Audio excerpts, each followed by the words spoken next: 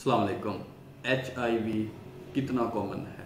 आप इस बात का अंदाज़ा इससे लगा लें कि हमारे क्लिनिक पे हर हफ्ते कोई ना कोई एक ऐसा पेशेंट होता है जिसकी HIV की स्क्रीनिंग पॉजिटिव आती है।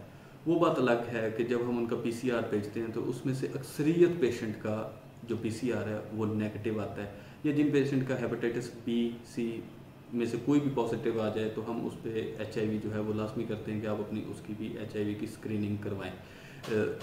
नॉर्मली फैलता कैसे है?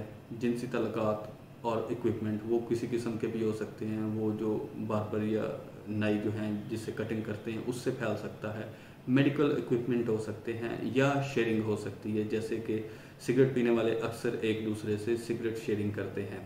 हमारे यहाँ एक पेशेंट आया लास्ट वीक, जब हमने उसकी स्क्रीनिंग करवाई तो उसकी BC की स्क्रीनिंग थी, BC और HIV की। उसके मसले मसाइल कुछ इस तरह के थे कि हमें उसकी HIV की साथ में स्क्रीनिंग करवानी पड़े, और उसकी HIV की स्क्रीनिंग पॉजिटिव आ गई।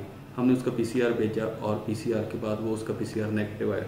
जब हमने उससे पूछा कि उसकी हिस्ट्री डिटेल में ली तो उसकी हिस्ट्री में कुछ ऐसा नहीं था जिससे हमें लगा हो कि इसको फ़लाँ चीज़ से इसको एड्स हुआ होगा या फ़लाँ चीज़ से हुआ होगा। ना उसकी ड्रग हिस्ट्री थी, ना उसके कोई और तल्लुकात थे, लेकिन उसका जो डायरेक्ट तल्लुक लग रहा था, वो लग रहा था कि सिगरेट शेयरिंग से, कि वो बंदा सिगरेट पीता था और सिगरेट की वजह से किसी और इंसान से उसके अंदर उसका जो है उसके जरासीम वो चले गए, और उसकी अब स्क्रीनिंग में वो पॉजिटिव ही आएगा।